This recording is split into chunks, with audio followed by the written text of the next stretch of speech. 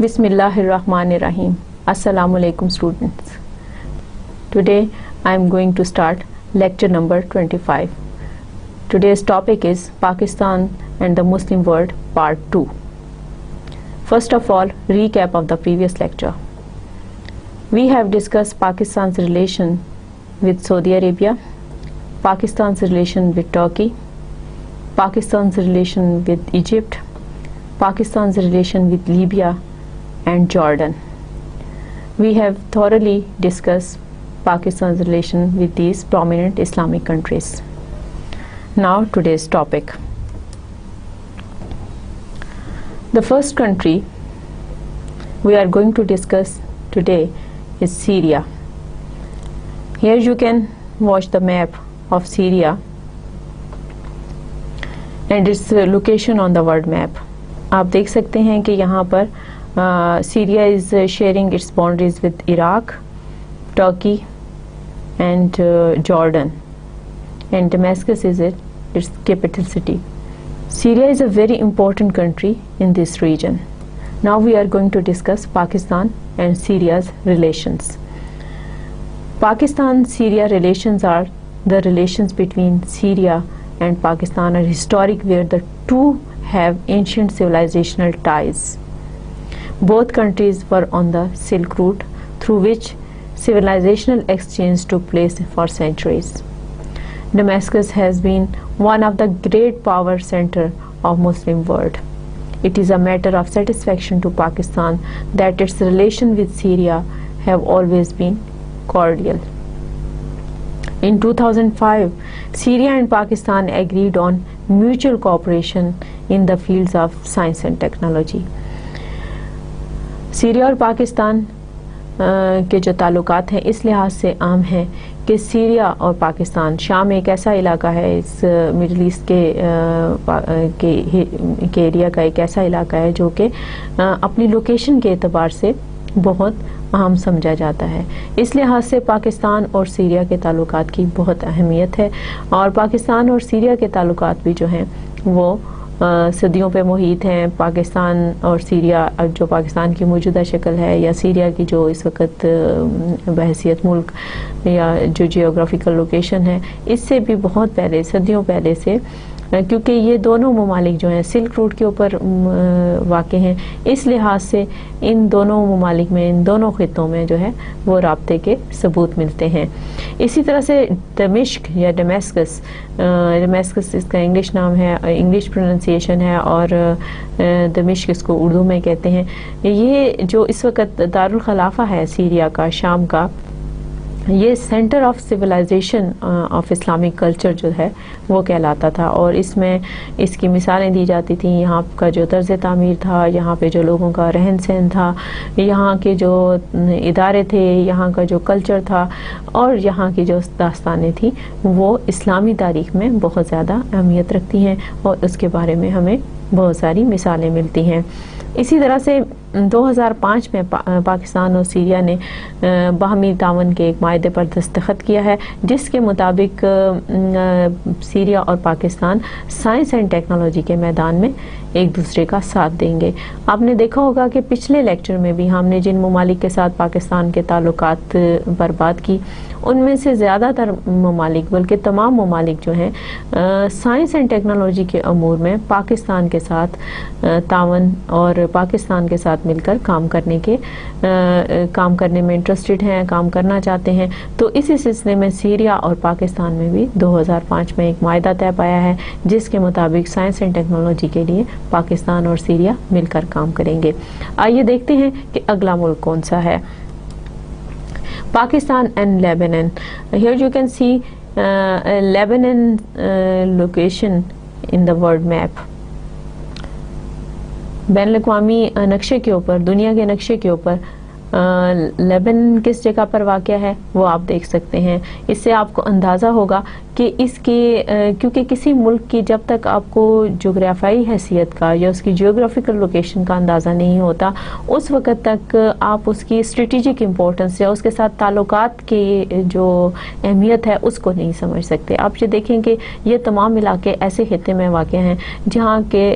مسلم دنیا کا ایک بڑا دیرینہ مسئلہ یعنی فلسطین کا مسئلہ موجود ہے. اسی طرح سے پاکستان کو بھی جب سے ہم نے آزادی حاصل کیا پاکستان کو بھی ایک مسئلہ یعنی کشمیر کا مسئلہ درپیش ہے. اس لحاظ سے پاکستان اور ان ممالک کے بیچ میں ایک قدر مشترک ہے اور وہ یہ ہے کہ ان کے جو سرحدی تنازعات ہیں یا ان کے جو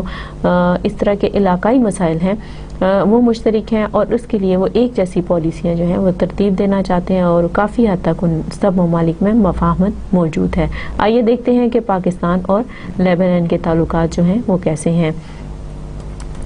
Historically, Lebanon has been a meeting place of the empires and civilizations of Asia and Europe. The Lebanese have been a great sense of business. Their ancestors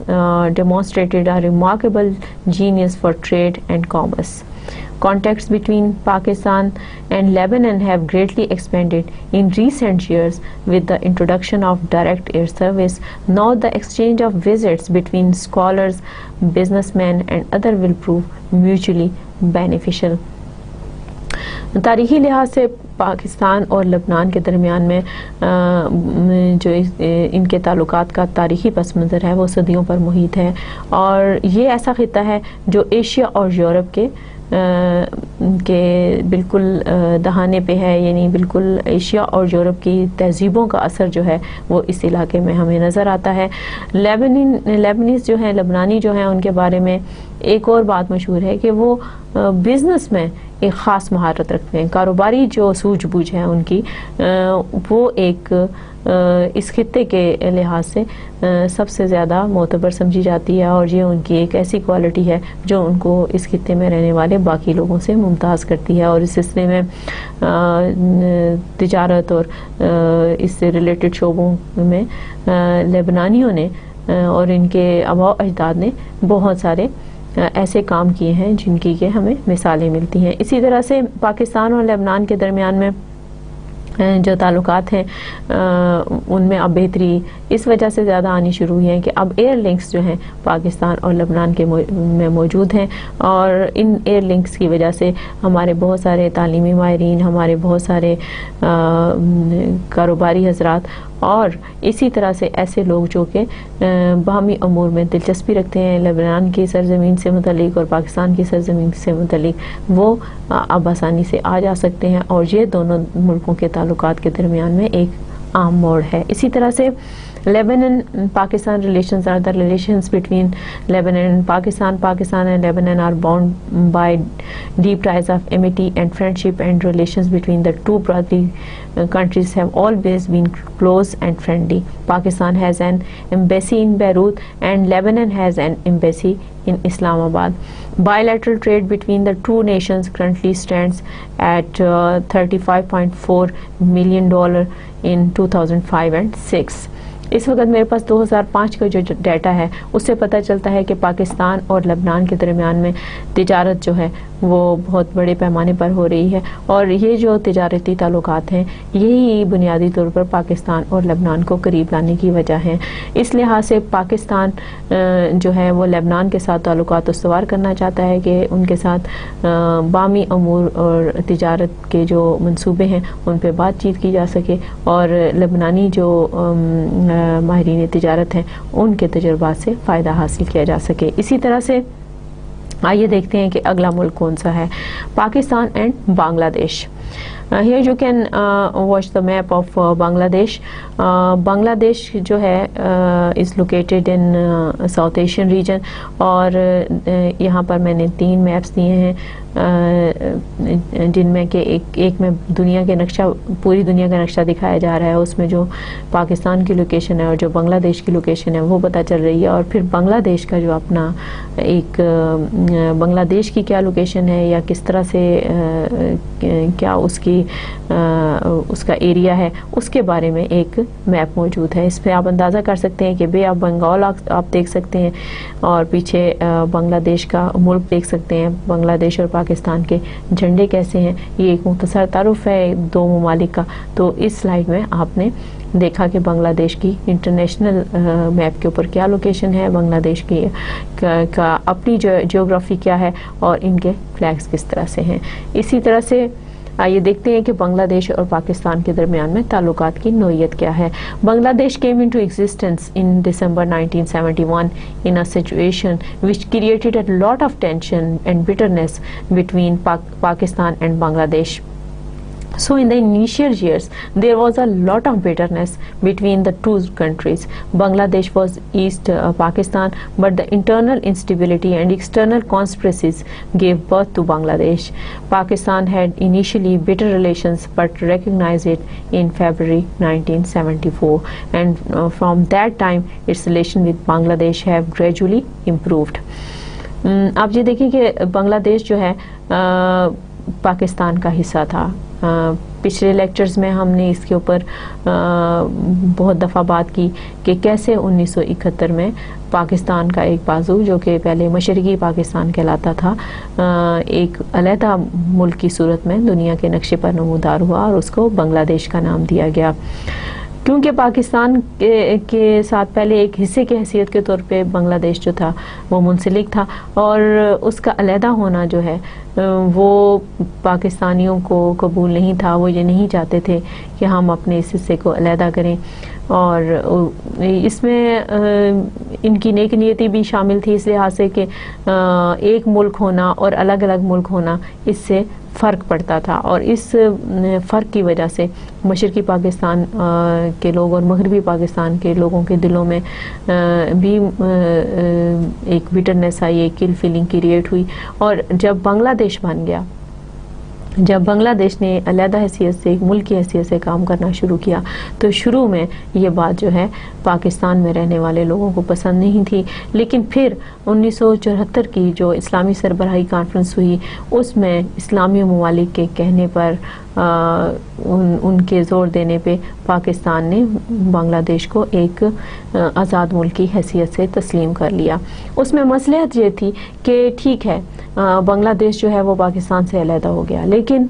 دنیا میں ایک اور اسلامی ملک کا اضافہ ہو گیا. اس کا سب سے مثبت پہلو جو ہے وہ یہ تھا, یہ کوئی ہندو اسٹیٹ نہیں تھی, یہ کوئی سیکولر اسٹیٹ نہیں تھی, بلکہ یہ ایک اسلامی ملک ہے. اور اس لحاظ سے ہماری ٹو نیشن تھیوری جو ہے وہ بھی مینٹینڈ ہے کہ بنگلہ دیش نے ایک اسلامی ملک کی حیثیت سے اس دنیا میں اپنی پہچان, اپنی شناخت حاصل کی. اور اس کے ساتھ ہی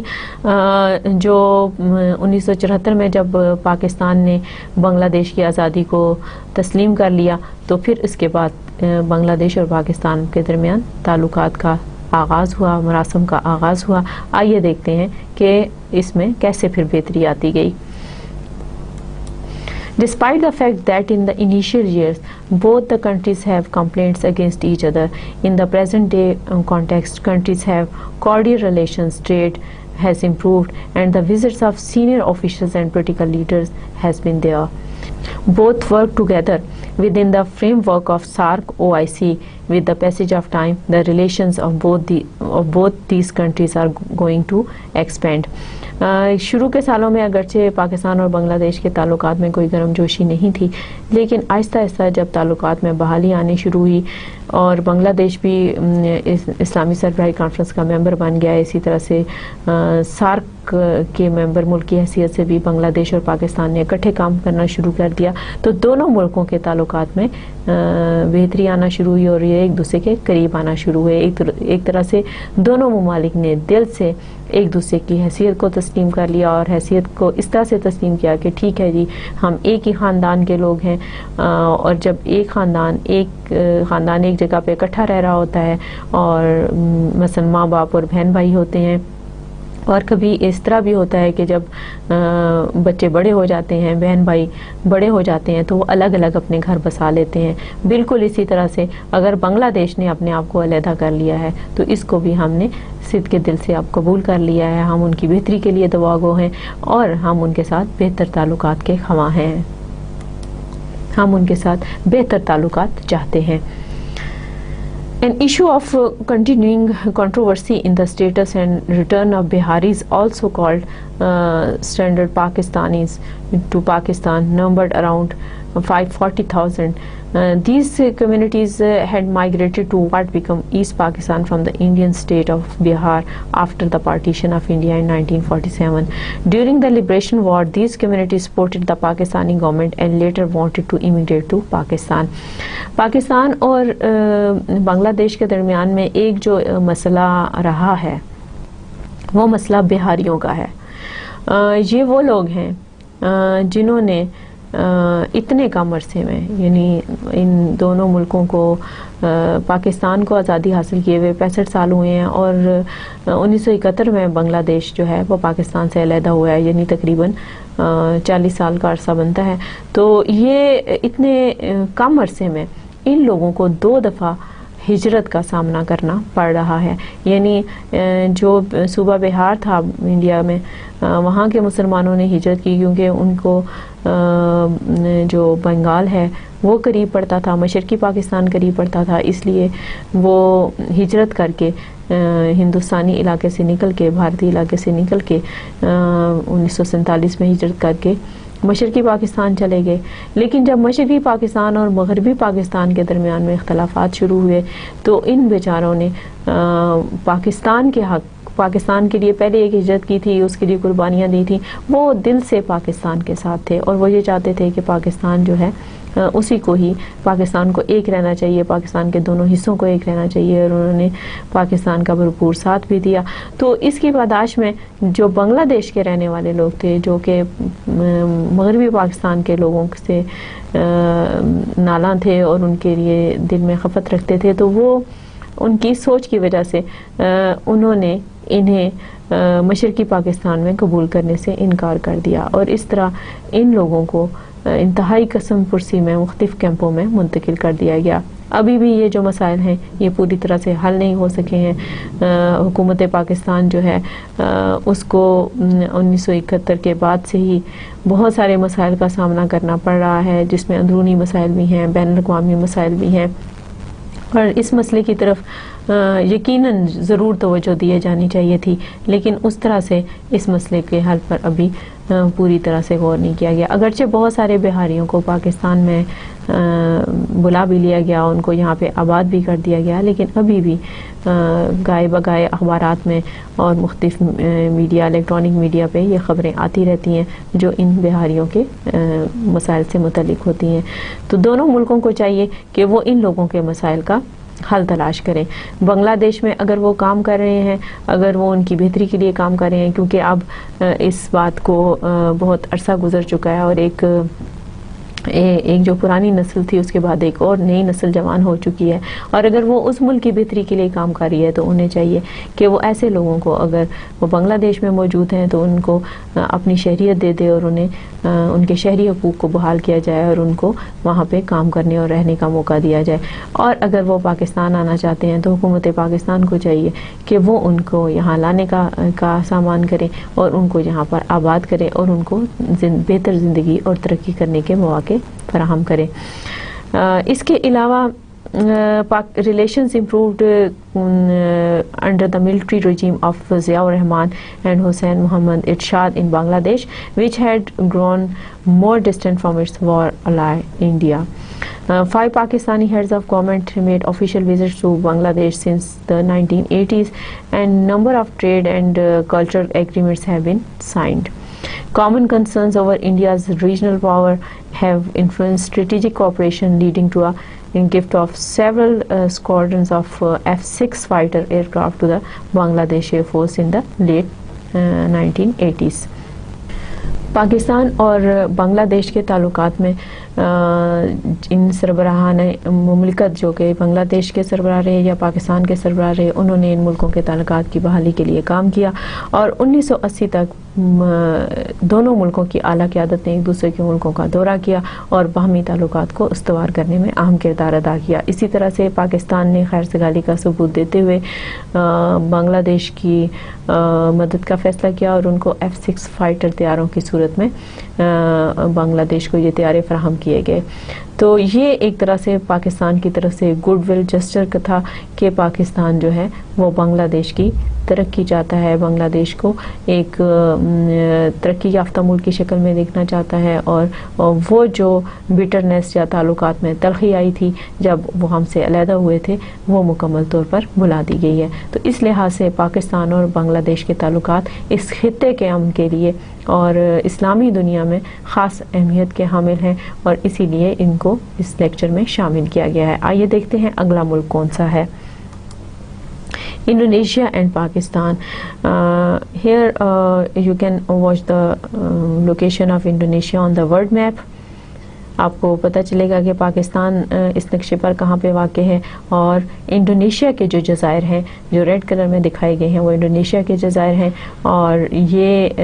انڈونیشیا جو ہے وہ اس خطے میں یعنی ساؤتھ ایسٹرن ریجن میں ایک خاص اہمیت رکھتا ہے. آئیے دیکھتے ہیں کہ پاکستان اور انڈونیشیا کے تعلقات کیسے ہیں. Pakistan Indonesia relationship are particularly special, founded on common mutual religious outlook. Indonesia is the world's largest Muslim country in terms of its population, whereas Pakistan is the world's second largest Muslim country. Both countries are members of the Organization of Islamic Cooperation. Pakistan has an embassy in Jakarta, whereas Indonesia has an embassy in Islamabad and a consulate general in Karachi. Pakistan's policy of good relations and friendship has extended eastward to the island of Indonesia. Indonesia اور پاکستان کے درمیان میں تعلقات جو ہیں وہ اس لحاظ سے خاص اہمیت کے حامل ہیں کہ انڈونیشیا جو ہے آبادی کے لحاظ سے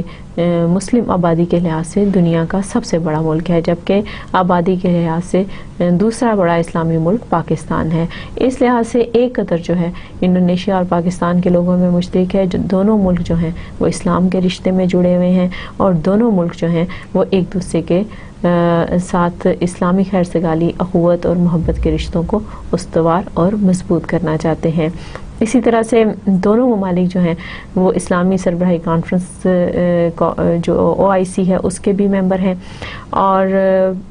پاکستان میں انڈونیشیا کی امبیسی جو ہے وہ اسلام آباد میں قائم ہے, اور پاکستان کی امبیسی جکارتا جو کہ انڈونیشیا کا دارالخلافہ ہے وہاں پر قائم ہے. اسی طرح سے پاکستان کی جو پالیسی ہے, فورن پالیسی ہے, اس میں انڈونیشیا کے ساتھ تعلقات کو خاص اہمیت دی گئی ہے. اسی طرح سے the history of Pakistan's relation with Indonesia is also based on the unfailing support of the Muslim of the subcontinent of their brothers in other countries. The people of Indonesia in their struggle for freedom had all the sympathy and support of the people of Pakistan. Pakistan residents in Indonesia fought side by side with their Indonesian brethren in their war of liberation. The newborn state of Pakistan in those days extended its wholehearted support to their cause both within and outside the United Nations, and rejoiced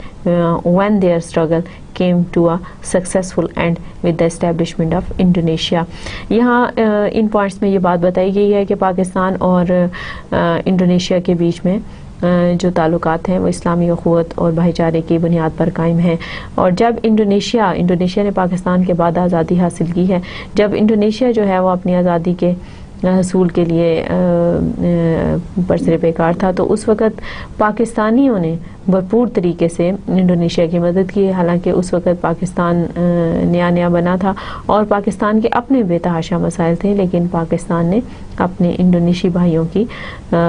ہر طرح سے اخلاقی اور عملی طور پر مدد کی. اور اسی طرح یونائٹڈ نیشنز میں بھی, اقوام متحدہ میں بھی پاکستان نے انڈونیشیا کی آزادی کے سلسلے میں انڈونیشین پوائنٹ آف ویو کو پروموٹ کیا اور اس کو ان کا ساتھ دیا. During the Indonesian National Revolution, Muhammad Ali Jinnah encouraged Muslim soldiers serving in British Indian Army to help Indonesian people against colonial powers, and as a result 600 Muslim soldiers of the British Indian Army deserted the colonial forces, putting their lot at stake allied with Indonesians. Out of these 600 soldiers, 500 of them died in war, while the remaining returned to Pakistan or continued to live in Indonesia. یہاں پر ایک ایسے عام واقعے کے بارے میں بتایا گیا ہے کہ جب انڈونیشیا کی آزادی کی تحریک چل رہی تھی اور ان دنوں پاکستان نے نئی نئی آزادی حاصل کی تھی، اس موقع پر قائد اعظم محمد علی جناح نے ان مسلمان فوجیوں کو جو برٹش انڈین آرمی میں شامل تھے اور ان علاقوں میں تعینات تھے، انہیں انڈونیشیا کے لوگوں کی مدد کرنے کے لیے کہا. History tells us that those people were 600 Muslim soldiers. تقریباً 600 مسلمان سپاہی تھے جنہوں نے انڈونیشیا کے لوگوں کے ساتھ مل کر ان کی آزادی کی جنگ میں حصہ لیا. اس میں سے 500 لوگ مارے گئے، جبکہ جو 100 لوگ بچے اس میں سے کچھ لوگ پاکستان واپس آئے اور باقی لوگوں نے انڈونیشیا میں رہنا شروع کر دیا. آپ اندازہ کر سکتے ہیں کہ محمد علی جناح جو کہ ہمارے قائد تھے، انہوں نے اسلامی دنیا کے ساتھ تعلقات استوار کرنے میں بھی پاکستان کی لیڈرشپ کی رہنمائی کی، اور اس سلسلے میں یہ ایک گڈ ول جسٹر تھا، ایک ایسا خیر سگالی کا جذبہ تھا جس میں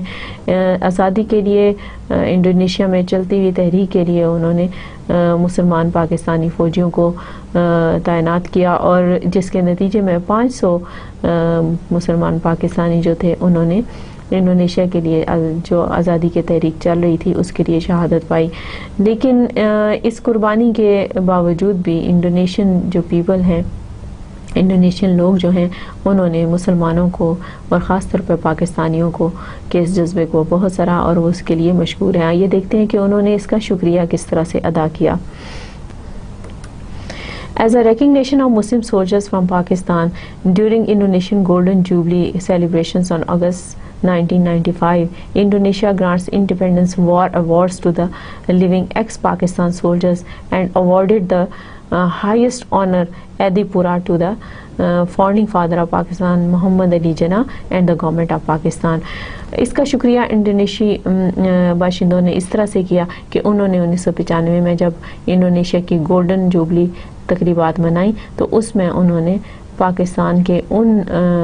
لوگوں کو، ان پاکستانیوں کو جنہوں نے ان کی آزادی کی تحریک میں حصہ لیا تھا، ان کو میڈل سے نوازا گیا. اور اس کے علاوہ ایدی پورا جیسا ہمارا نشان حیدر ہے، ان کا ایدی پورا ایک ایسا ایوارڈ ہے جو کہ سب سے بڑا ایوارڈ سمجھا جاتا ہے. اس طرح سے انہوں نے یہ ایوارڈ جو ہے قائد اعظم محمد علی جناح کو دیا اور گورنمنٹ آف پاکستان کو دیا. اس سے اس خیر سگالی کے جذبے کی اور وہ جو ساتھ دیا تھا مسلمان پاکستانیوں نے انڈونیشیا کی آزادی کے تحریک میں، اس کو یادگار بنا دیا گیا. Pakistan's relation with Indonesia greatly developed under General Ayub Khan during the 1965 war with India. Indonesia offered to provide Pakistan with military aid. اسی طرح سے ایوب خان کے دور میں 1965 میں جب جنگ ہوئی تب بھی انڈونیشیا نے پاکستان کا ساتھ دیا اور اس کے لیے فوجی امداد کی پیشکش بھی کی. اس سے ظاہر ہوتا ہے کہ انڈونیشیا کو پاکستان کے ساتھ ایک خاص محبت ہے اور اس جگانگت کے جذبے کا اظہار اس وقت کیا گیا جبکہ پاکستان اپنے آزمائش کے دور سے گزر رہا تھا. Indonesian President Megawati Soekarno Putri paid a 3 days official visit to Islamabad in December 2003. Indonesian President also visited in 2005. Former Pakistani President Pervez Musharraf visited Indonesia in January 2007, and in November 2010 Pakistan's Foreign Minister Shah Mahmood Qureshi visited Indonesia and held bilateral talks on trade, terrorism and current situation in Afghanistan and Middle East. اس سے ہمیں پاکستان اور Indonesia کے تعلقات کے بیچ میں جو ایک sequence ہے، ایک رابطہ ہے، اس کا پتہ چلتا ہے کہ انڈونیشیا اور پاکستان کے تعلقات میں جو سربراہان مملکت ہیں وہ ایک اکثر اوقات مختلف ادوار میں ایک دوسرے کے ممالک کا دورہ کرتے رہے ہیں اور ان دوروں کے نتائج میں جو معاملات طے پائے وہ دونوں ملکوں کی باہمی ترقی اور تعاون میں بہت ہی مفید ثابت ہو رہے ہیں. اس سلسلے میں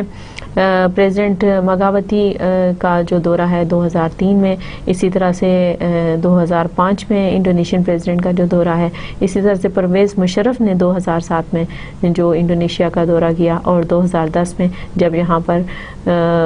پیپلز پارٹی کی آصف علی زرداری، صدر آصف علی زرداری کی حکومت ہے، تو ان کے دور میں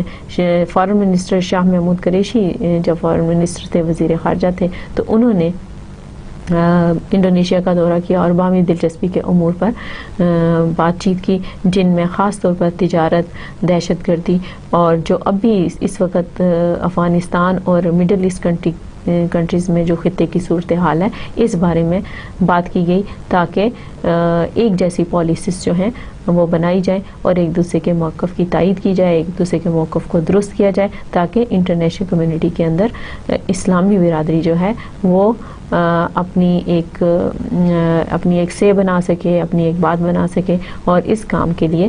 پاکستان نے انڈونیشیا جیسے ملک کے ساتھ اپنے تعلقات جو ہیں ان کو بہتر بنانے میں اپنی پوری کوشش کی ہے۔ اسی طرح سے it was in the context of our mutual support for just cause and the dedication of the two countries to the implementation of the right of self-determination of all the people of the world and supported Pakistan with regard to the issue of Jammu and Kashmir.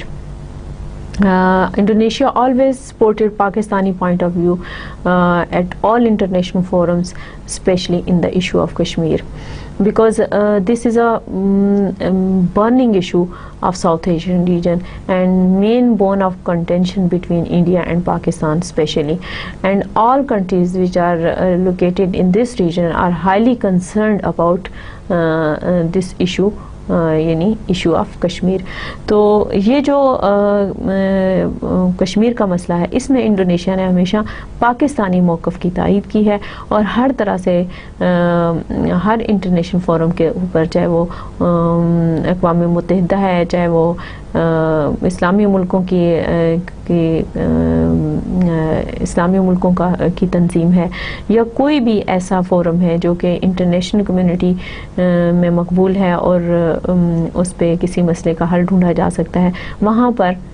Indonesia نے پاکستانی موقف کی، خاص طور پر جموں اور کشمیر کے حوالے سے پاکستانی موقف کی تائید کی ہے۔ اسی طرح سے in the development of even closer relation between Indonesia and Pakistan, a historic event took place when at a conference held in Karachi in March 1965 IPECC Indonesia Pakistan Economic and Cultural Cooperation was established۔ یہ ایک طرح سے دیکھیں بالکل ہی ایک مختلف طرح کی بات ہے۔ ہم نے پاکستان کے باقی ملکوں کے ساتھ تعلقات کو بھی ڈسکس کیا ہے، پاکستان اور انڈونیشیا کے تعلقات کے سلسلے میں، اور پاکستان کے اور انڈونیشیا کے باہمی تجارتی اور تہذیبی تعلقات اور سیاسی تعلقات اور اس طرح کے باہمی دلچسپی کے تمام امور پر، ایسے مسائل پر جو کہ حل طلب ہیں، پاکستان اور انڈونیشیا نے ایک فورم بنانے کا فیصلہ کیا۔ اور یہ اس طرح کا فورم جو ہے، ہم جب باقی ملکوں کے ساتھ تعلقات کو ڈسکس کر رہے ہیں تو اس میں ہمیں یہ نظر نہیں آتا، یہ صرف پاکستان اور انڈونیشیا کے درمیان میں قائم ہوا، اور 1965 میں اس کو بنایا گیا تاکہ دونوں ممالک جو ہیں بہتر طریقے سے ایک دوسرے کی مدد کر سکیں۔ اسی طرح سے This provided for RCD type cooperation between the two countries in order to maximize trade and promote joint ventures in industry and cooperation in communication for their mutual benefits, and it also provided for development of cultural contacts to cement existing ties between peoples of the two countries. And same you can apply on the relations of Indonesia and Pakistan, that they were interested to promote trade relations between India and Pakistan, and for this purpose this kind of RCD type RCD type contract was concluded, and اور اس کا مین مقصد یہ تھا کہ دونوں ملکوں میں باہمی دفاعی اور تجارتی امور کو جو ہے وہ اس میں روابط استوار کیے جائیں اور اس میں ایک دوسرے کے مفادات کا خیال رکھا جائے۔ اسی طرح سے there has been significant economic cooperation between the two countries with the largest Muslim populations in the world. Cooperation between Pakistan and Indonesia has extended to various fields, particularly in international affairs. اسی طرح سے عالمی حالات, عالمی مسائل جو ہیں, جو دنیا کے بڑے بڑے عالمی مسائل, دہشت گردی کا مسئلہ ہے, یہ اب ایک ملک کا مسئلہ نہیں ہے, یہ دوسرے ملک کا مسئلہ نہیں ہے, کیونکہ دہشت گردی کے خلاف جو جنگ ہے وہ سرحدوں تک محدود نہیں ہے. کسی ایک ملک کے ساتھ آپ یہ نہیں کہہ سکتے کہ یہ کوئی دنیا میں ایکس وائی زی کوئی بھی ملک ہے تو یہ وہاں سے اگر اس ملک کے ساتھ جنگ کی جائے تو یہ مسئلہ ختم ہو جائے گا. یہ بیونڈ باؤنڈریز ہے, یعنی ہر ملک کو, کسی بھی ملک کو, کسی بھی فرد کو کسی بھی جگہ پہ دہشت گردی کا نشانہ بنایا جا سکتا ہے. تو اس طرح کے جو عالمی مسائل ہیں اس کے اوپر جو اسلامی ملکوں کے تحفظات ہیں اس میں انڈونیشیا نے اور پاکستان نے ایک جیسی پالیسی بنانے کا فیصلہ کیا ہے, اور اس سلسلے میں انہوں نے طریقہ کار اور لائحہ عمل پر بات چیت جاری ہے, اور دونوں ملک جو ہیں وہ عالمی مسائل کے حوالے سے ایک دوسرے کے بہت قریب ہیں, اور ان میں ایک انڈرسٹینڈنگ موجود ہے, ان میں ایک معاملہ فہمی موجود ہے, اور دونوں اس معاملہ فہمی اور اس انڈرسٹینڈنگ کو لے کر کے عالمی مسائل اور عالمی برادری میں اپنا کام اور اپنا کردار ادا کرنا چاہتے ہیں. آئیے دیکھتے ہیں کہ اگلا ملک کون سا ہے. Pakistan and Malaysia. Here you can watch a map of Malaysia, and you can see the Malaysia's location on the world map. جیسے کہ میں نے آپ کو پہلے سارے ممالک کی لوکیشن بتائی ہے تاکہ آپ اچھی طرح سے سمجھ سکیں کہ کون سا ملک جو ہے وہ دنیا کے کس خطے میں واقع ہے, تاکہ آپ کو اس خطے کے ساتھ پاکستان کے تعلقات کی اہمیت کا اندازہ ہو. آئیے دیکھتے ہیں کہ پاکستان کے ملائیشیا کے ساتھ کیسے تعلقات ہیں, کیونکہ ملائیشیا اور انڈونیشیا کے جو جزائر ہیں وہ قریب قریب ہیں, تو اس لیے ان ملکوں کے تعلقات کو بھی جب میں نے لیکچر ترتیب دیا تو ان دونوں کے ملکوں کے تعلقات کے بارے میں بھی جو معلومات ہیں وہ بالترتیب ہیں. اسی طرح Pakistan has very strong relations with Malaysia. Both are members of Organisations of Islamic Countries and United Nation Organisation, and they are also the member of Commonwealth of Nations. یہاں پر کامن ویلتھ آف نیشنز جو ہے یہ ایک آپ کے لیے میرا خیال ہے ایک نئی ٹرم ہوگی جو میں نے اپنے لیکچرز میں استعمال کیا. کامن ویلتھ کیا ہے؟ یہ ایک ایسی تنظیم ہے جو ان ملکوں پر مشتمل ہے جو کہ انگریزوں کے اور خاص طور پہ برطانیہ کے زیر تسلط رہے. تو اس میں وہ سارے کے سارے ممالک شامل ہیں جو کہ جنہوں نے کسی نہ کسی حوالے سے برطانیہ کے ان پر قابض رہا, اور اب جب یہ ممالک آزادی حاصل کر چکے ہیں تو یہ کامن ویلتھ نیشنز کے نام سے جانے جاتے ہیں, اور ان کا اپنا ایک فورم ہے. تو پاکستان اور ملائیشیا جو ہیں وہ نہ صرف OIC کے ممبرز ہیں بلکہ کامن ویلتھ نیشنز کے بھی ممبر ہیں. اسی طرح سے there is a trade and culture pact between the two countries under which the import and export of various goods is done on fairly large scale. Pakistan اور ملائیشیا کے درمیان میں جو تجارت کا فروغ ہے اس میں بھی ایک نمایاں اضافہ دیکھنے میں گزشتہ چند برس سے ایک نمایاں اضافہ دیکھنے میں آ رہا ہے. آپ دیکھتے ہوں گے, آپ ٹی وی سیٹ گھر پہ لاتے ہیں تو اب بہت ساری ایسی کمپنیز ہیں جو ملٹی نیشنز ہیں, لائک سونی جیسے ہے, یا بہت ساری الیکٹرانکس ایکوپمنٹ ایسی ہیں جو کہ انٹرنیشنل ملٹی نیشنز ہیں. بہت ساری انٹرنیشنل کمپنیز ایسی ہیں جو کہ اب ملائیشیا میں کام کر رہی ہیں, اور اس لیے بہت سارے الیکٹرانکس پروڈکٹ کے اوپر اور بہت ساری ایسی چیزوں کے اوپر جو کہ ہم ملائیشیا سے منگوا رہے ہیں ان پہ ملائیشیا کا نام لکھا ہوتا ہے, جس سے پتہ چلتا ہے کہ پاکستان اور ملائیشیا کے درمیان میں تجارت کو فروغ حاصل ہوا ہے. The President and the Prime Minister of Pakistan along with other high officials visited Malaysia many times, and Malaysian officials also paid a goodwill visit to Pakistan. Both the countries enjoy close relations and links of mutual friendship,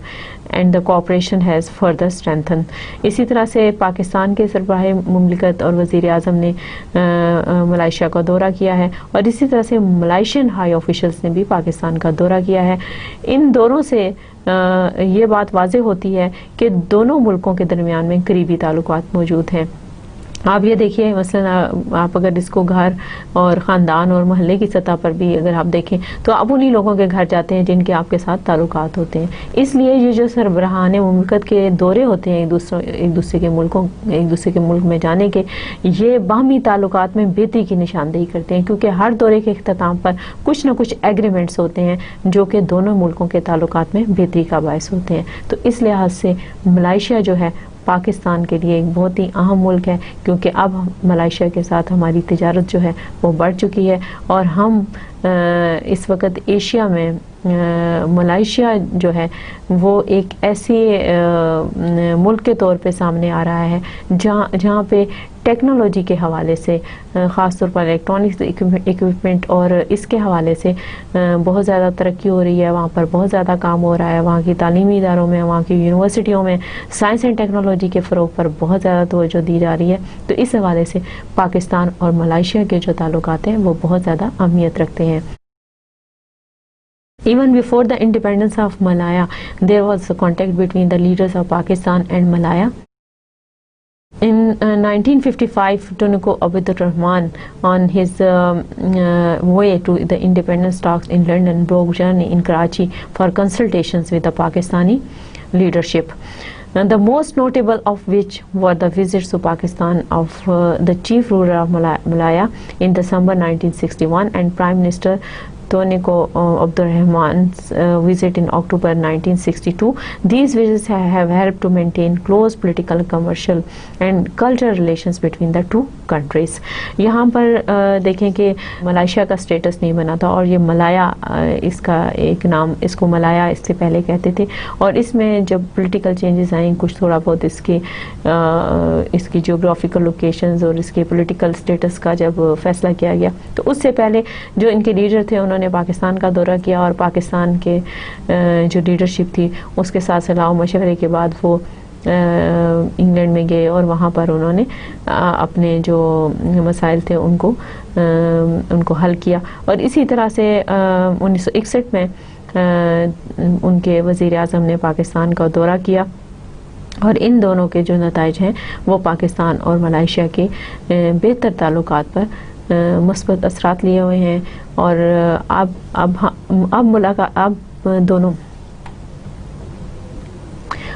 ان دونوں ملکوں کے تعلقات کی نوعیت کیا ہے، آئیے دیکھتے ہیں. Indonesia, Malaysia and the Philippines expressing his concern again in April 1964, the president offered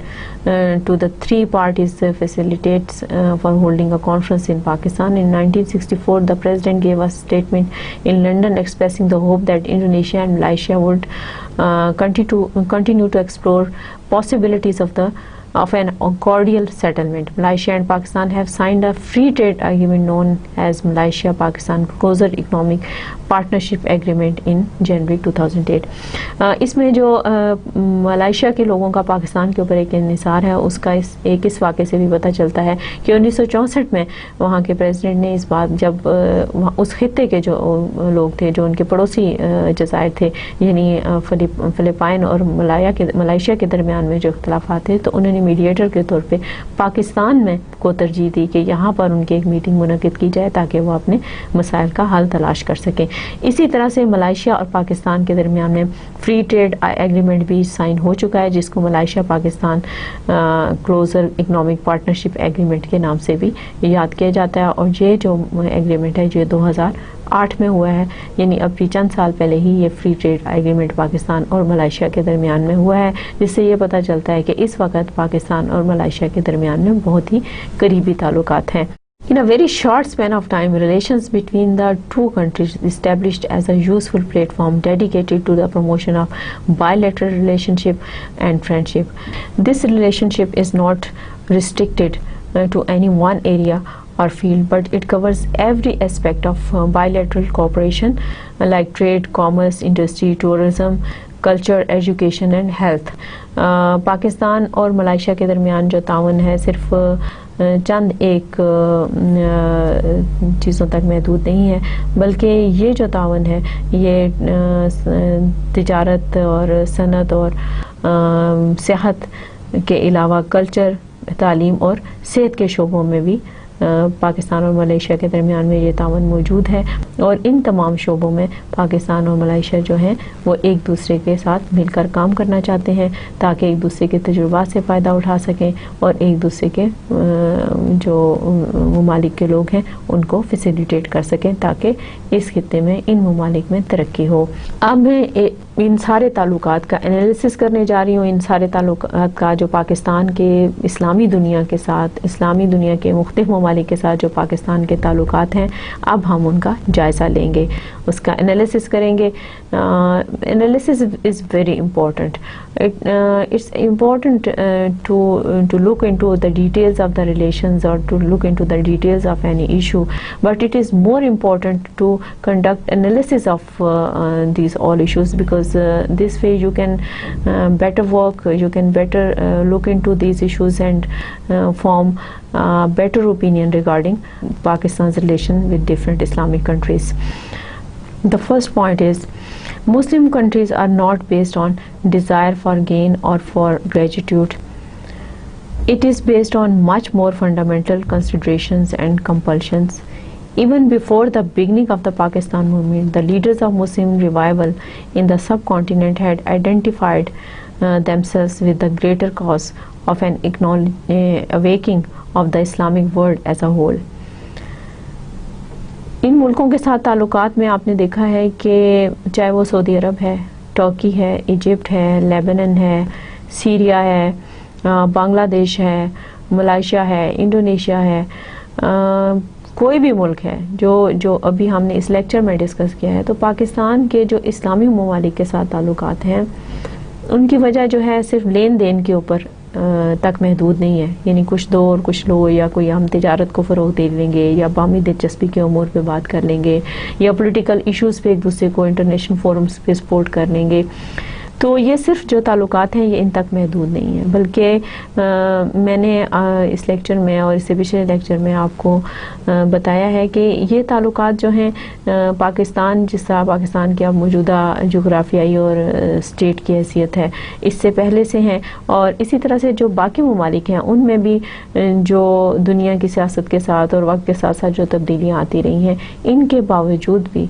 یہ جو ان کے تعلقات کی نوعیت ہے وہ تاریخی ہے، اس کا جو پس منظر ہے وہ بہت مضبوط ہے، اور اس کی ان تعلقات کی جو جڑیں ہیں وہ بہت مضبوط ہیں۔ وہ صرف آج کل کے حالات کو دیکھتے ہوئے، آج کل کے حالات کے تناظر میں تاریخ کے جو حوالے ہیں ان کو ہم جھٹلا نہیں سکتے، بلکہ پاکستان، فار ایگزامپل پاکستان اور ترکی میں صدیوں پہلے سے ریلیشن شپ تھی، اور اسی ریلیشن شپ کے نتیجے میں پاکستان میں، یہاں جب ابھی پاکستان بھی نہیں بنا تھا، ہندوستان میں تحریک خلافت چلائی گئی جو کہ ترکی کے لوگوں کی محبت میں چلائی گئی تھی۔ اسی طرح سے ملائیشیا کا دیکھ لیں کہ انڈونیشیا میں جب تحریک چل رہی تھی، آزادی کی تحریک چل رہی تھی، اور اس وقت پاکستان نے نئی آزادی حاصل کی تھی، لیکن قائد اعظم محمد علی جناح نے جو ان فوجیوں کو جو کہ انگریزوں کی فوج میں شامل تھے اور انگریزوں کی فوج کا حصہ تھے، ان پاکستانیوں کو جو پاکستان بننے کے اعلان کے بعد، کیونکہ اس وقت جنگ تو بند ہو چکی تھی جب پاکستان بنا، لیکن ابھی تک بھی بہت سارے جو ملکوں کی فوجیں تھیں وہ مختلف خطوں میں تعینات تھیں اور کیا میں امن کے لیے کام کر رہی تھیں یا مدد کے لیے کام کر رہی تھیں، تو اس وقت جو فوجی وہاں پہ موجود تھے ان کو قائد اعظم نے یہ کہا کہ وہ انڈونیشیا کے لوگوں کی مدد کریں، اور اس طرح سے انہوں نے اپنی جان کا نذرانہ بھی پیش کیا۔ اس سے یہ ثابت ہوتا ہے کہ ان تمام مثالوں سے کہ پاکستان کے جو اسلامی ممالک کے ساتھ تعلقات ہیں وہ ایک دو یا چار دن کی بات نہیں ہے۔ اس سے پہلے میں نے اس لیکچر میں Pakistan relations with Islamic countries میں افغانستان اور ایران کا نام شامل نہیں کیا، کیونکہ ہم اس سے پہلے والے لیکچر میں یعنی Pakistan relation to its neighbouring countries میں ہم ان کے اوپر بات کر چکے ہیں، تو آپ اس لیکچر میں بھی ان کو شامل کر سکتے ہیں کہ اب آپ کے پاس یہ انفارمیشن موجود ہے کہ پاکستان کے ایران کے ساتھ کیسے تعلقات ہیں یا پاکستان کے افغانستان کے ساتھ کیسے تعلقات ہیں۔ تو یہاں پر ایک چیز جو ہے وہ مشترک نظر آتی ہے کہ تعلقات جو ہیں ان کی نوعیت جو ہے وہ وقت کے ساتھ ساتھ اس میں اتار چڑھاؤ تو آتا رہے گا، لیکن یہ جو رشتہ ہے یہ بہت مضبوط ہے۔ اس میں شخصیات جو ہیں وہ کبھی کبھی اثر انداز تو ہوئی ہیں، لیکن یہ رشتے ٹوٹے کبھی نہیں، بلکہ وقت کے ساتھ ساتھ ان میں مضبوطی آتی جا رہی ہے، اور پاکستان جو ہے وہ ملک ہے جو کہ اسلامی دنیا میں بہت عزت اور قدر کی نگاہ سے دیکھا جاتا ہے۔ آئیے دیکھتے ہیں کہ دوسرا پوائنٹ کیا ہے۔ The ideology of Pakistan was not only confined to the need for the freedom of the Muslims of the subcontinent. It was extremely concerned with the display in the 21st century of Islamic values of social justice and universal brotherhood. یہاں پر اس point میں یہ بات بتائی گئی ہے کہ ideology of Pakistan جو ہے وہ صرف یہ نہیں ہے کہ ایک ملک بنا دیا جائے۔ آئیڈیالوجی آف پاکستان آپ کو پتہ ہے کہ ہم نے دنیا میں یہ واحد ملک ہے، یہ سب سے پہلا ملک ہے جو کسی آئیڈیالوجی کی وجہ سے بنا، ایک خیال کی وجہ سے بنا، ایک ایسے خیال، ایک ایسے تھیوری کی وجہ سے بنا جس میں لوگوں نے یہ ثابت کیا کہ وہ ایک قوم ہے۔ اور وہ ایک قوم کیوں ہے؟ کیونکہ وہ اسلام کے رشتے میں جڑے ہوئے ہیں۔ کیونکہ اس خطے میں آپ دیکھیں کہ اس میں اس خطے پہ تو بہت سارے میں نے آپ کو جب اس خطے کی تاریخ پڑھائی ہے تو اس میں آپ نے دیکھا ہوگا کہ اس خطے میں بہت سارے باہر سے لوگ حملہ آور ہوتے رہے ہیں، اور وقتاً فوقتاً یہاں پر بہت سی قومیں جو ہیں وہ آ کر آباد ہوتی رہی ہیں، اور جہاں کے لوکل نیٹیوز کے ساتھ مل کے انہوں نے ایک مختلف طرح سے ایک نئی تہذیب کو اور ایک نئے معاشرے کو ہر دور میں جنم دیا ہے۔ لیکن ان ساری باتوں کے باوجود یہاں کے جو لوکل نیٹیوز ہیں جس وقت مسلمان آئے تو ان میں جو اس سے پہلے والے انویڈرز تھے ان کے آنے سے بھی جو تہذیب بن چکی تھی، اور یہاں کے جو لوکل نیٹیوز تھے وہ ہندو مت کو اس وقت مان رہے تھے، لیکن جب انہوں نے اسلام کو قبول کر لیا تو وہ یہیں کے باشندے تھے جنہوں نے اسلام کو قبول کر لیا۔ اور پھر یہ نہیں کہہ سکتے تھے کہ جی عرب باہر سے آئے تھے تو یہ وہ عرب ہیں، یہ وہ عرب تو یہاں پر آباد ہو گئے، انہوں نے یہاں پہ رشتہ داریاں قائم کر لیں، یہاں پہ ان کی برادریاں بن گئی، اور ان برادریوں اور رشتہ داریوں کی وجہ سے جو قوم بنی ظاہر ہے وہ اس خطے کی قوم ہے، اور اس خطے کی قوم ہونے کی وجہ سے پاکستان کا جو مطالبہ تھا وہ ایک نظریے کی بنیاد پہ کیا گیا، اور اس نظریے کی وجہ سے پاکستان جو ہے وہ دنیا کے باقی اسلامی ممالک کی میں ممتاز ہے اور منفرد ہے، کیونکہ یہ وہ واحد ملک ہے جو صرف اور صرف اسلام کے نام پر بنایا گیا ہے۔ اس لحاظ سے باقی جو دنیا کے اسلامی ممالک ہیں وہ پاکستان کو بہت عزت اور قدر کی نگاہ سے دیکھتے ہیں، اور شاید اسی لیے معمر قذافی نے پاکستان کو اسلام کا قلعہ کہا تھا۔ The promotion of harmony, peace and justice in international affairs has therefore been an important principle with Pakistan in the conduct of its foreign policy. اسی طرح سے نہ صرف اس خطے میں بلکہ پوری دنیا میں جہاں جہاں پر بھی اسلامی ممالک موجود ہیں وہاں پر یہ کوشش کی جا رہی ہے کہ وہ دنیا کے جو بھی مسائل ہیں، جیسے مثال کے طور پہ اب جو دنیا کی صورتحال ہے، اس سے پہلے جو کولڈ ایرا چلتا رہا، جو کہ دنیا کی تاریخ میں کولڈ ایرا کے نام سے جو ٹائم گزرا، اس میں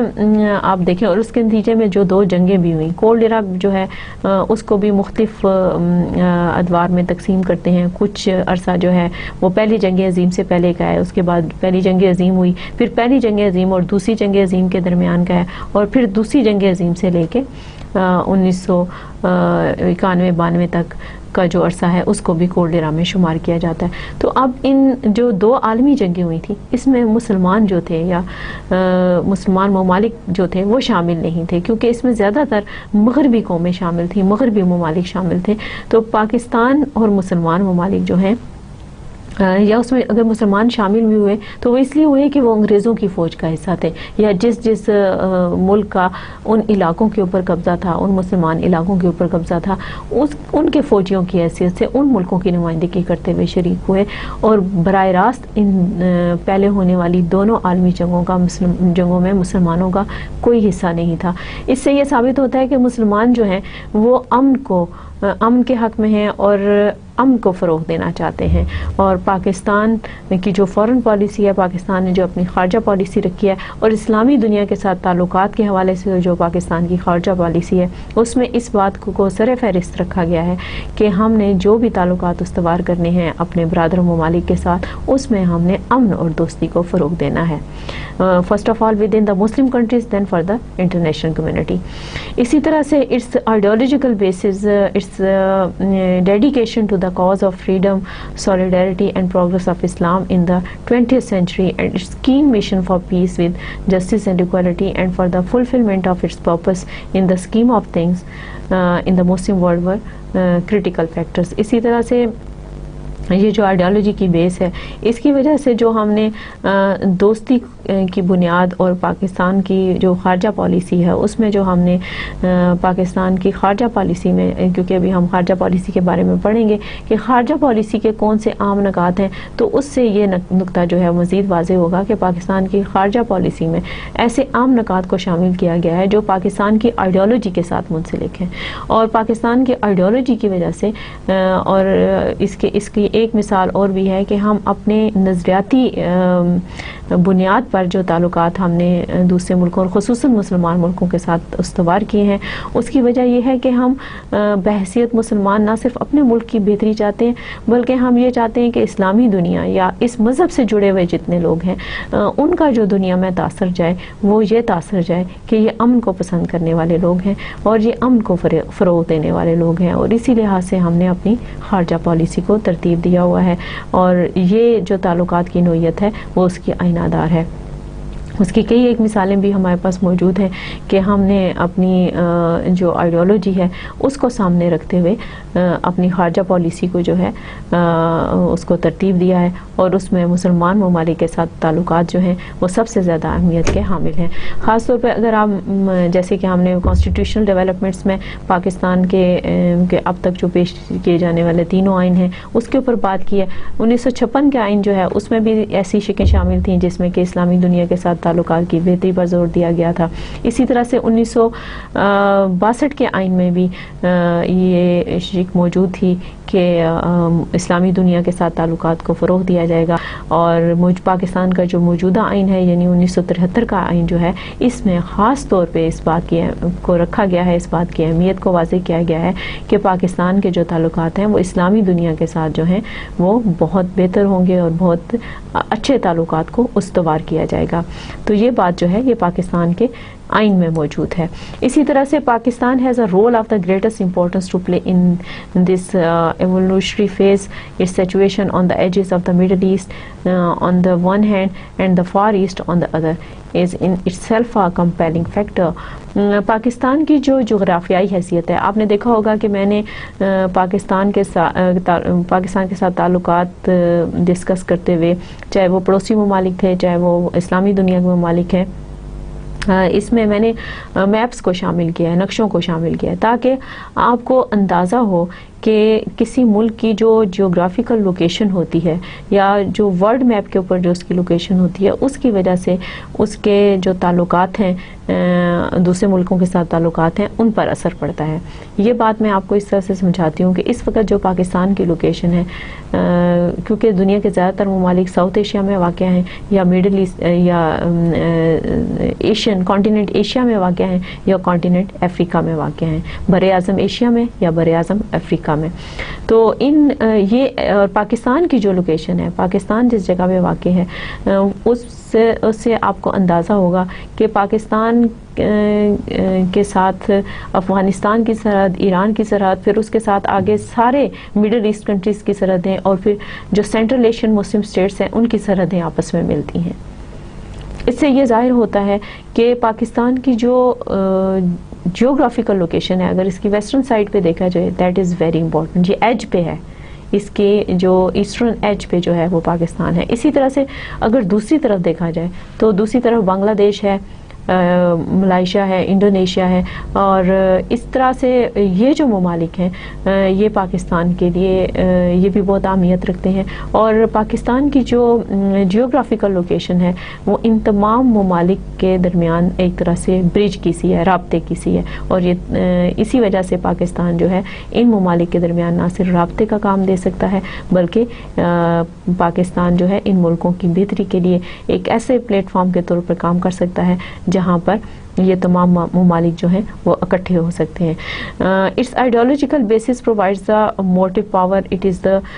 particular heritage of Pakistan however which remains the most strong factor in the determination of both the nature and the scope of the scope of its role. اب پاکستان کی اسٹریٹجک لوکیشن کی وجہ سے پاکستان کا جو کردار ہے اسلامی ملکوں کے اندر، پاکستان کے جو تعلقات کے لحاظ سے پاکستان کا جو رول ہے اس کی اہمیت واضح ہوتی ہے، کیونکہ اب پاکستان ایٹمی طاقت بھی ہے، اور اگرچہ پاکستان کو اندرونی طور پر اور بیرونی لحاظ سے، اندرونی طور پر بہت سارے خطرات کا، بیرونی لحاظ سے بہت سارے خدشات کا سامنا ہے، لیکن اس کے باوجود پاکستان کی جو اہمیت ہے اسلامی ممالک کے اندر وہ بہت زیادہ ہے، اور تمام اسلامی ممالک جو ہیں پاکستان کو عزت کی نگاہ سے دیکھتے ہیں. The Muslims of Pakistan have inherited along with their Islamic zeal and admixture of all the other great civilizations that have helped to shape human destiny. اسی طرح سے میں نے جیسے کہ آپ کو پہلے بھی بتایا تھا، ہم نے پاکستان کے جو تاریخی پس منظر ہے، پاکستان کی جو تاریخی حوالے ہیں اس کے اوپر بڑی ڈیٹیل کے ساتھ جو ہے بات چیت ہم کر چکے ہیں، اور اس سے آپ کو اندازہ ہوگا کہ پاکستان کے اس وقت جو جغرافیکل لوکیشن ہے اس کے اندر جو علاقے شامل ہیں، پاکستان کی سرحدوں کے اندر جو علاقے شامل ہیں، ان علاقوں میں تقریباً ہر طرف سے، یعنی مشرق سے، مغرب سے، صدرن سائڈ سے، ہر طرف سے مختلف قومیں جو ہیں وہ آتی رہیں، اور کبھی حملہ آوروں کی صورت میں، کبھی فاتح کی صورت میں، اور انہوں نے یہاں پر آ کر اپنی حکومتیں بنائیں، یہاں پر آ کر رہنا شروع کیا. اور اس لحاظ سے پاکستان کی جو عوام ہیں ان میں تقریباً دنیا کی ہر تہذیب کا رنگ اور جھلک ملتی ہے. You can clearly feel there are many blends and shares of other civilization in the present Pakistani society, and I think this is the main reason that Pakistan is a very important country in the Islamic world, because Pakistan have very close and deep historical relations with these all regions and peoples. Pakistan will carry for the world in lifeblood of its future generations with all the promise of peace, brotherhood, progress and enlightenment. In fact, the true ingredients of a better world. Pakistan جو ہے آنے والی نسلوں کے لیے اس دنیا کا، اس کائنات کا تحفظ چاہتا ہے، اور خصوصاً اسلامی ممالک کو اپنے اس مشن میں شریک کرنا چاہتا ہے. If mankind is to avoid the many drawbacks which lie in its path,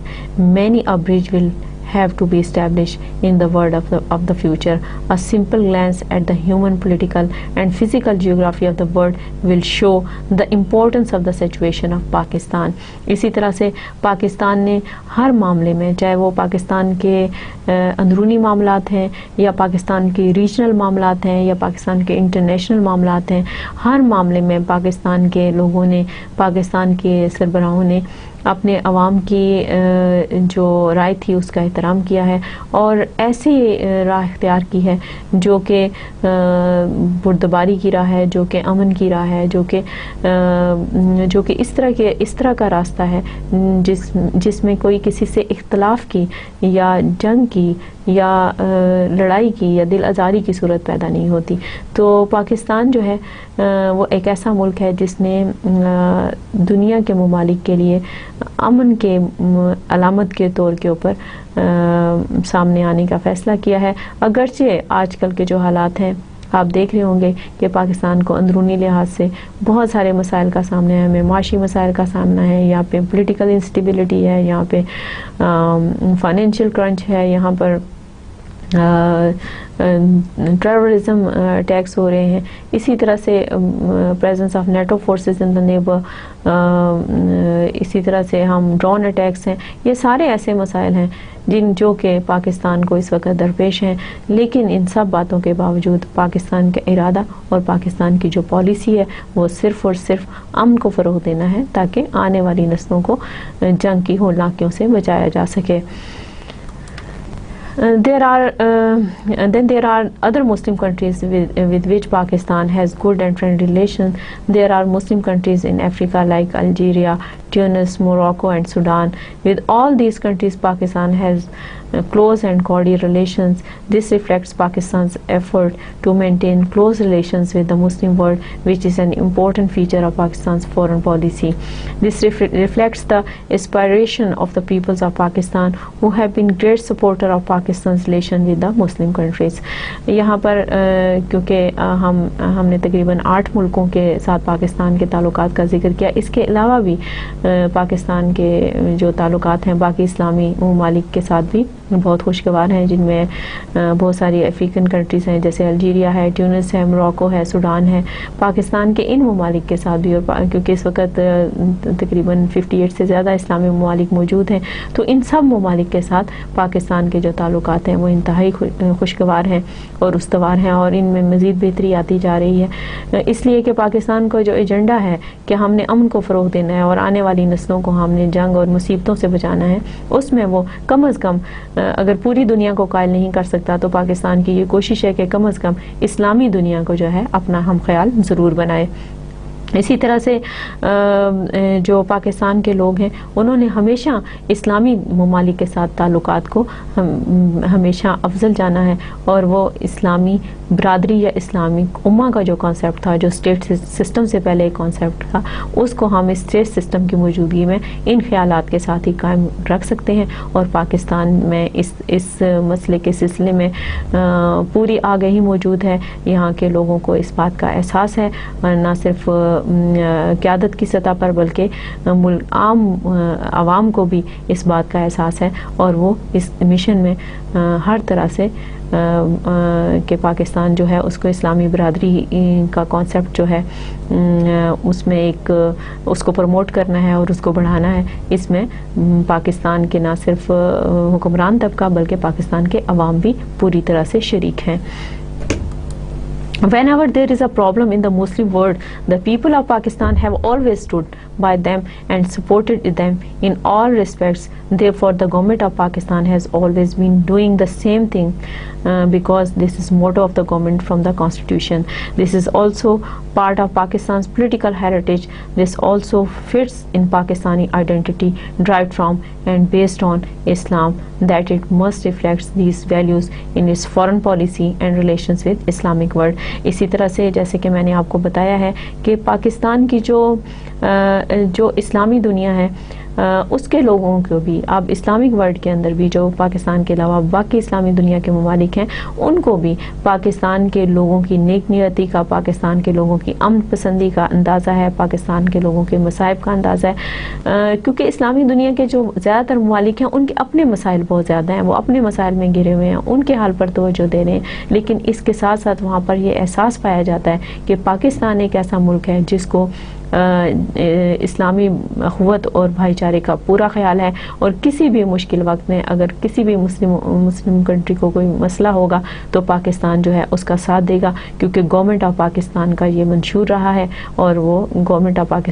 Pakistan के आइन के मुताबिक, कि पाकिस्तान के आइन में ये शिक्षा शामिल है कि हमने इस्लामी ममालिक के ताल्लुकात,